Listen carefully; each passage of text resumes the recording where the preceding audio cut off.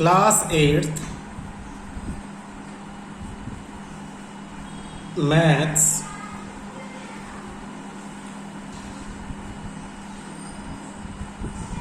Chapter 3 और exercise 3.4। First question क्या है बेटा, देखना। स्टेट वेदर ट्रू और false. All rectangle are square. क्या सारे रेक्टेंगल स्क्वायर होंगे? कोई बना के देख लेते हैं हम। देखो, एक ऐसा रेक्टेंगल बना लें। रेक्टेंगल की प्रॉपर्टी सारे एंगल 90, ठीक है। स्क्वायर की प्रॉपर्टी भी सभी एंगल 90, तो एक तो ठीक है। स्क्वायर की सभी साइड इक्वल होती है, रेक्टेंगल की तो अपोजिट साइड इक्वल है, सारी साइड इक्वल नहीं है, तो all rectangle are not square. तो इसने कहा ऑल रेक्टेंगल आर स्क्वायर, तो ए जो है आपका फॉल्स हो जाता है, एफ। सेकंड इसने कहा है all rhombus are parallelogram. Rhombus और पैरेललोग्राम, तो पैरेललोग्राम के अपोजिट साइड पैरेलल है, रोम्बस की भी अपोजिट साइड पैरेलल है। तो मेन पैरेललोग्राम की प्रॉपर्टी तो यही है कि अपोजिट साइड पैरेलल है। सारे के सारे रोम्बस की अपोजिट साइड पैरेलल है, तो सारे के सारे रोम्बस पैरेललोग्राम हैं, तो बी क्या है आपकी ट्रू है। नेक्स्ट देखो see, all squares are rhombus and also rectangle. Square, ये स्क्वायर है, तो कह रहा है कि ये रोम्बस भी हैं और ये रेक्टेंगल भी है, रोम्बस और रेक्टेंगल। रोम्बस की प्रॉपर्टी क्या है कि चारों साइड इक्वल होनी चाहिए, तो स्क्वायर के भी चारों साइड इक्वल हैं, तो यस। रेक्टेंगल की प्रॉपर्टी क्या है कि रेक्टेंगल की अपोजिट साइड इक्वल होनी चाहिए, इसकी भी अपोजिट साइड इक्वल है, बेशक चारों इक्वल है पर अपोजिट तो इक्वल है। प्लस रेक्टेंगल की प्रॉपर्टी क्या है कि चारों एंगल 90 होने चाहिए, तो इसके भी चारों एंगल 90 हैं। तो सारे के सारे स्क्वायर रेक्टेंगल हैं, सारे के सारे स्क्वायर रोम्बस हैं, तो ये सी आपका क्या हो गया, ये भी ट्रू हो गया। रिवर्स पॉसिबल नहीं है, रोम्बस स्क्वायर नहीं है, रेक्टेंगल भी स्क्वायर नहीं है, लेकिन स्क्वायर दोनों हैं। Clear. Next D, all squares are not parallelogram. कह रहा है कि स्क्वायर पैरेललोग्राम नहीं होते। पैरेललोग्राम की प्रॉपर्टी आमने सामने की साइड्स पैरेलल है, और स्क्वायर की भी तो आमने सामने की साइड पैरेलल है, तो सारे के सारे स्क्वायर तो पैरेललोग्राम होते हैं, लेकिन ये कह रहा है कि नहीं होते। इसका मतलब डी जो है वो आपकी फॉल्स है। Clear. E, all kites are rhombus. कह रहा है कि सारे के सारे काइट रोम्बस होते हैं, तो ऐसा जरूरी नहीं है, कुछ काइट इस तरह के भी बना सकते हैं, ई ऐसे करके, और ये साइड ऐसे लंबी बना दी, ये इसके इक्वल, ये इसके इक्वल, तो ये काइट हो गए, लेकिन ये काइट रोम्बस नहीं हुए, ये काइट रोम्बस नहीं हुए, लेकिन इसने कहा ऑल काइट आर रोम्बस, तो ये आपका false. F, all rhombus are kite. सारे रोम्बस काइट हो सकते हैं, तो काइट की मेन प्रॉपर्टी क्या है बेटा, काइट की main property adjacent side equal होंगी, ये साइड इसके और ये साइड इक्वल, यस ये इक्वल हैं, तो सारे रोम्बस काइट होते हैं, यस ट्रू। जी, जी कहता है ऑल पैरेललोग्राम आर ट्रेपेजियम। जितने भी पैरेललोग्राम हैं वो ट्रेपेजियम होंगे।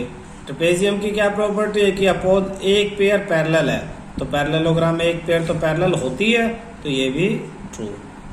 All square are trapezium.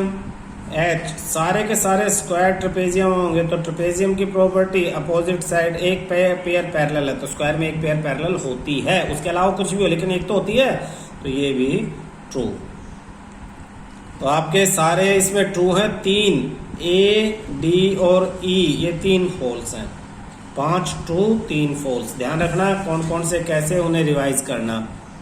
Second question है हमारा, identify all the quadrilateral that have 4 sides of equal length. Question second कह रहा है ऐसे क्वाड्रिलेटरल को पता लगाओ जिसकी चारों साइड इक्वल हो। तो चारों साइड क्वेश्चन सेकंड का फर्स्ट का चारों साइड इक्वल किस किस की होती हैं? स्क्वायर की होती हैं और किसकी होती हैं? रोम्बस की होती हैं। तो स्क्वायर और रोम्बस की चारों साइडें इक्वल हैं। और नेक्स्ट क्या है आपके पास second? 4 right angle. 4 right angle किस में होते हैं? बी वाला पोर्शन का आंसर रेक्टेंगल में। रेक्टेंगल में चारों राइट एंगल हैं और स्क्वायर में भी चारों एंगल राइट एंगल होते हैं। तो 4 राइट एंगल रेक्टेंगल में और स्क्वायर में। Next, explain how a square is quadrilateral. Question third कहता है कि एक स्क्वायर क्वाड्रिलेटरल कैसे है। एक्सप्लेन करो कि एक स्क्वायर क्वाड्रिलेटरल कैसे है। तो square have 4 sides. Square have 4 sides. तो स्क्वायर क्वाड्रिलेटरल की डेफिनेशन क्या है? एक closed figure made up of 4 sides. एक closed figure made up of 4 sides और डायगोनल उसके बाहर की तरफ आने चाहिए, कॉन्वेक्स टाइप। तो क्वाड्रिलेटरल है, it have 4 sides, therefore it is a quadrilateral, इसलिए ये क्वाड्रिलेटरल है। सेकंड कि एक स्क्वायर, सेकंड में क्या पूछा उसने? पैरेललोग्राम क्यों है? स्क्वायर हैव या opposite sides are parallel in a square, therefore it is a parallelogram. Pair of both pairs of opposite sides are parallel in a square, therefore it is a parallelogram। एक square के अंदर opposite pair parallel हैं, इसलिए ये parallelogram है। Third, एक square को क्या कहा गया थर्ड में? रोम्बस की चारों साइड इक्वल है। तो all 4 sides of a square are equal, therefore it is also a rhombus। It is also a rhombus, इसलिए ये एक रोम्बस भी है। All 4 sides of a square are equal, therefore it is also a rhombus। Clear है? Square 4 side से बना हुआ closed figure है। स्क्वायर 4 साइड से बना हुआ क्लोज्ड फिगर, इसे क्वाड्रिलेटरल है। अपोजिट साइड पैरेलल है, इसलिए पैरेललोग्राम है। चारों साइड इक्वल है, चारों साइड इक्वल है, इसीलिए रोम्बस है। नेक्स्ट में क्या पूछा है कि एक स्क्वायर रेक्टेंगल क्यों है? तो फोर्थ,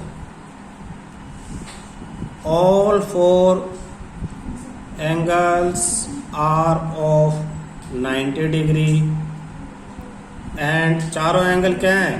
90 डिग्री हैं। And both the diagonals are equal, both the diagonals are equal, therefore a square is also a rectangle, इसलिए स्क्वायर एक रेक्टेंगल भी कहलाएगा। क्यों कहलाएगा? क्योंकि चारों एंगल इसके 90 डिग्री हैं और दोनों डायगोनल इक्वल हैं, इसलिए ये एक रेक्टेंगल भी है। तो इस तरह के थ्योरी का टॉपिक है बेटा। Name the quadrilateral whose diagonals. ऐसे क्वाड्रिलेटरल का नाम बताओ जिसके डायगोनल क्या हो? बाइसेक्ट ईच अदर, एक दूसरे को इक्वल उस पे कट करें, बाइसेक्ट करें। तो देखो हम सारे नाम सोचते हैं। सबसे पहले ये है क्वेश्चन 4, डायगोनल बाइसेक्ट करे। तो डायगोनल की आप पैरेललोग्राम के डायगोनल बाइसेक्ट करते हैं,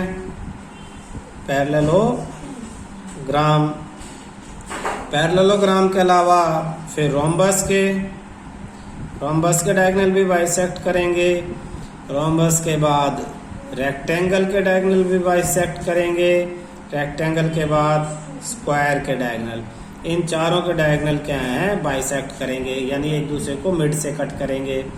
नेक्स्ट क्वेश्चन आपका है बी पार्ट सेकंड 1 2 करके दिया हुआ है कि are perpendicular bisector to each other, कि डायगोनल परपेंडिकुलर बाइसेक्टर्स हों, परपेंडिकुलर भी हों और बाइसेक्टर भी हों। बाइसेक्टर तो हमने यहाँ लिख लिया, चारों का बाइसेक्टर है, बाइसेक्टर भी है। तो परपेंडिकुलर किस किस के हैं इसमें से, एक रोम्बस का और एक स्क्वायर का। तो रोम्बस के डायगोनल्स परपेंडिकुलर भी हैं, बाइसेक्टर भी हैं, और ऐसे ही स्क्वायर के डायगोनल परपेंडिकुलर भी हैं और बाइसेक्टर भी। प्रॉपर्टियां याद करनी पड़ेंगी जो पिछली क्लास में हमने याद पढ़ी थी सारी, तभी ये सब एक्सरसाइज कर पाओगे।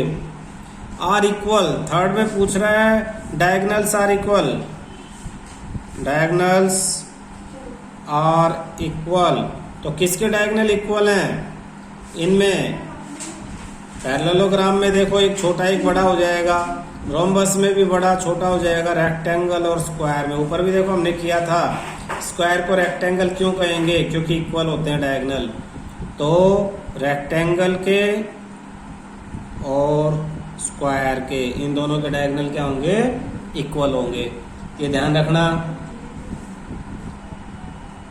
फिफ्थ क्वेश्चन पूछ रहा है कि रेक्टेंगल को कॉन्वेक्स क्वाड्रिलेटरल क्यों कहते हैं, कॉन्वेक्स क्वाड्रिलेटरल, कॉन्वेक्स क्वाड्रिलेटरल उसको कहते हैं बेटा जिसके अगर डायगोनल्स को हम अपोजिट किन्हीं भी दो पॉइंट को कनेक्ट करें तो साइड्स के अलावा वो फिगर के अंदर ही आए, बाहर ना आए। जैसे ये तो था, ये डायगोनल क्वाड्रिलेटरल था, इसके पॉइंट को कनेक्ट किया, देखो ये दोनों अंदर ही लाइनें आई।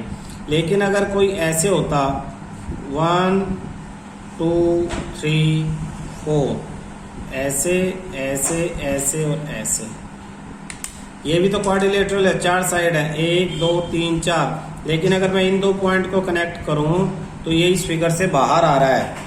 तो ऐसे जिसमें डायगोनल फिगर से बाहर आए उसे कनकेव क्वाड्रिलेटरल कहते हैं, कॉनकेव, और जिसमें फिगर के अंदर ही डायगोनल आ जाएं उसे कॉन्वेक्स क्वाड्रिलेटरल कहते हैं। तो अब क्वेश्चन है कि रेक्टेंगल को कॉन्वेक्स क्वाड्रिलेटरल क्यों कहते हैं, क्योंकि both the diagonal present inside the figure, both the diagonals present inside the figure, figure के अंदर ही दोनों डायगोनल प्रेजेंट होते हैं।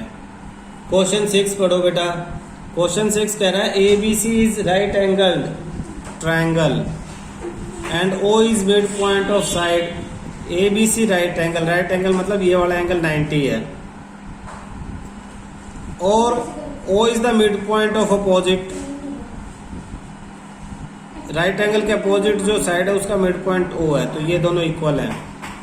Explain why O is equi distance from A से B से और C से ये बराबर डिस्टेंस पे कैसे है, इसको एक्सप्लेन करो। तो ये बराबर डिस्टेंस पे कैसे, ये तो इसने कह दिया कि O मिड पॉइंट है तो इन दोनों से तो बराबर डिस्टेंस पे है, इससे बराबर डिस्टेंस पे कैसे, इसे कैसे एक्सप्लेन करेंगे देखना।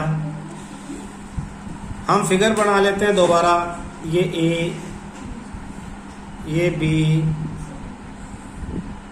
ये C ज्वाइन कर दो, ये मिड पॉइंट पे O। तो हम क्या करेंगे,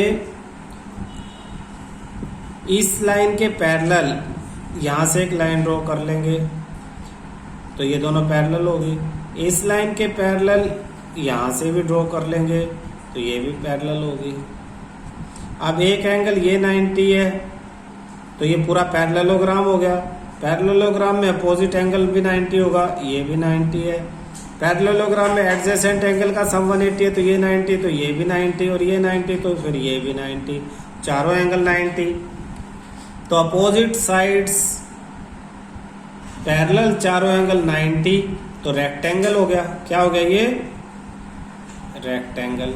और रेक्टेंगल के डायगोनल क्या करते हैं, बाइसेक्ट करते हैं, यानी O is mid point of AC, O is mid point of BD, तो ये इसके इक्वल और ये इसके इक्वल। इन रेक्टेंगल दोनों डायगोनल इक्वल है, यानी AC इक्वल टू BD, तो दोनों का हाफ भी इक्वल होगा, half of AC equal to half of BD। तो AC का हाफ AO, AC का half AO equal to BD, BD का हाफ BO, एंड AC का हाफ OC भी तो है, OC equal to BO। Therefore AO equal to BO is equal to CO, AO equal to BO equal to CO, hence O is at equal distance from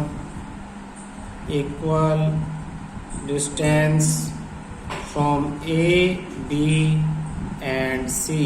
हमें prove करना था O इससे और इससे equal distance पे, यानी OA को, OB को, O से B को और O से C को इक्वल प्रूव करना था। तो हमने क्या किया, हमने पहले दोनों डायगोनल को इक्वल प्रूव कर दिया, AC को और BD को, AC और BD। कैसे? ABCD is a rectangle, ABCD को रेक्टेंगल प्रूव करके। जब ABCD रेक्टेंगल हो जाएगा तो डायगोनल इक्वल, तो डायगोनल के हाफ भी इक्वल, तो ये तीनों पार्ट आपस में क्या हो जाएंगे, इक्वल हो जाएंगे। क्लियर है?